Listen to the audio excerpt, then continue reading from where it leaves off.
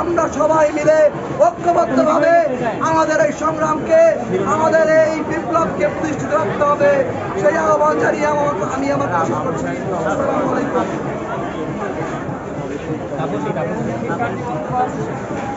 অত্যন্ত সুস্পষ্ট ভাষায় বলতে চাই, যারা 5 আগস্টের আগ পর্যন্ত আমাদের উপর গুলি চালিয়েছে, আমাদের প্রতি ফেসবুকে পোস্ট করেছে, আন্দোলন করেছে, এই ক্যাম্পাসে তারা বিভিন্ন নামে বেনামে তারা সুশীল সাজার চেষ্টা করতেছে, এমনকি তারা বিভিন্ন আনাচে কানাচে বিভিন্ন জায়গায় আমরা তাদের অবস্থান দেখতে পাচ্ছি।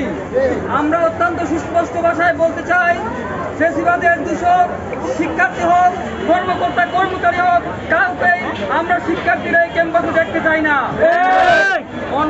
অনতি বিলম্বে এই সকল সন্ত্রাসীদেরকে চিহ্নিত করে তাদেরকে শাস্তির মুখোমুখি করতে হবে। ধন্যবাদ সবাইকে।